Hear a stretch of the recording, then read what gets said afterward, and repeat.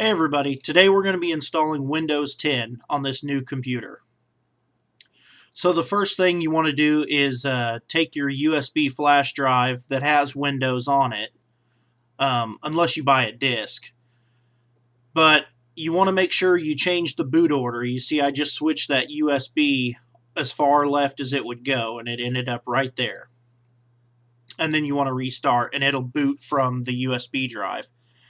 Now, you want to download Windows directly from Microsoft's website. You can download it for free, no problem. You just have to have your own product key, which you can get from Kinguin, Kinguin, for about 20 bucks, a valid, genuine product key. So then you'll use a Windows 7 USB tool, which you can again download directly from Microsoft's website. And that tool will automatically put your ISO Windows image on that flash drive. So now you can see that the computer is loading the Windows files from the flash drive.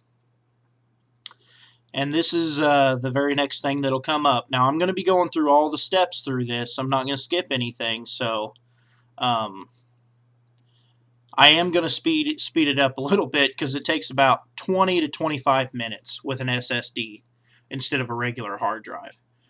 So setup is getting started. I'm obviously going to skip this portion, and we are going to install Windows 10 Pro.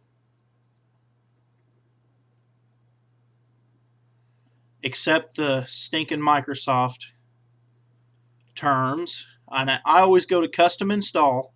That way we can set up, see that both the hard drives are unallocated right now. So we need to format and allocate our SSD drive, which is the 111.8 gig drive.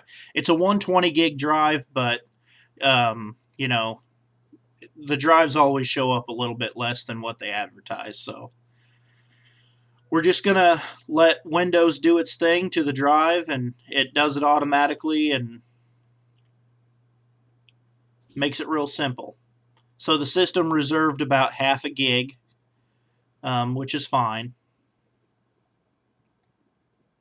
And then you'll just install Windows using that primary 111 gig partition, which is the SSD drive.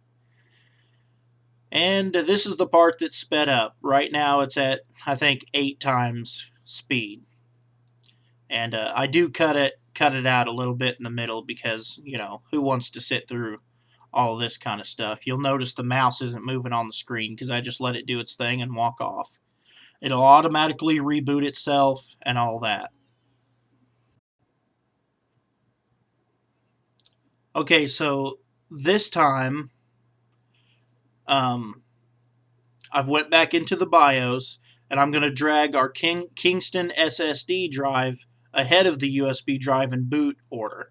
That way it will now boot from the SSD. Our Windows files have already been transferred to the SSD, so we shouldn't need our USB flash drive anymore for the installation. So I skip a little bit in this part right here because it sits on this screen about, I'd say, a minute and a half. And I just went ahead and skipped it. It restarted itself.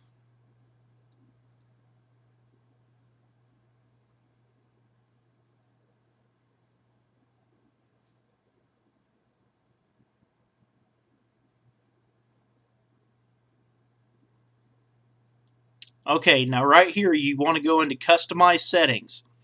Now here I'm going to turn off all of the Windows privacy stuff that people have a problem with.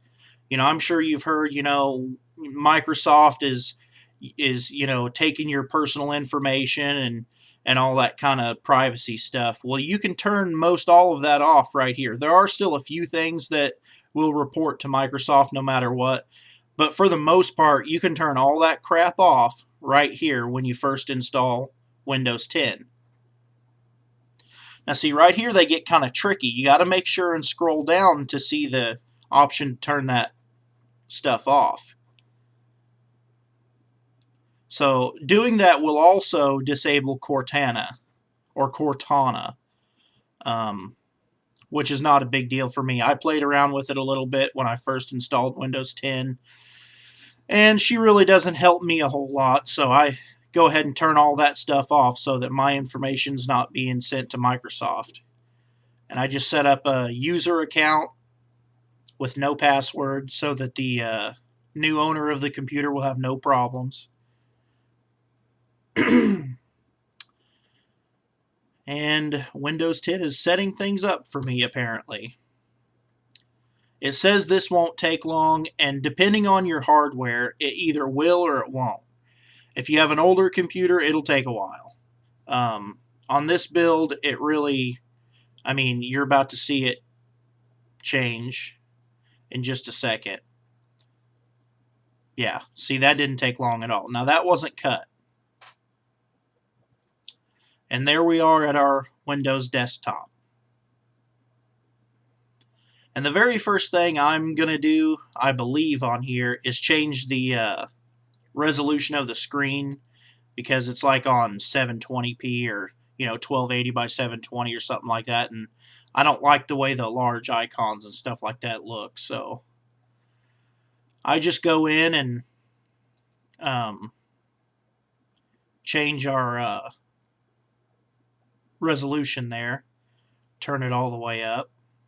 That's as high as my monitor will go, is 1080p. So, and there's a more familiar look for me. And you can see when I first, this is a totally clean copy of Windows. There's no added, applications or software. The only thing on the desktop is the recycling bin. And there I'm looking to make sure it's recognizing my video card. I have not installed the drivers yet, so it won't be optimized, but you can tell if there's a problem or something by looking at the hardware manager. And then I'm going to go ahead and restart the computer and see how fast it boots to the desktop. Now, I used a utility a little bit later on, and that'll be in a separate video, but it shows the boot time of your last boot. And after optimizing the system, I was able to get the boot time from the time you hit the BIOS screen right there until you were landed on the desktop ready to use the computer was 24 seconds. So that's quite an improvement over a standard hard drive. So we're about finished with this video. Windows 10 is installed. Obviously, we're going to go through and do all of our updates, which there's probably a lot of them, including the fall update, which was a big one. But there's the video on Windows 10 installation. Thanks for watching.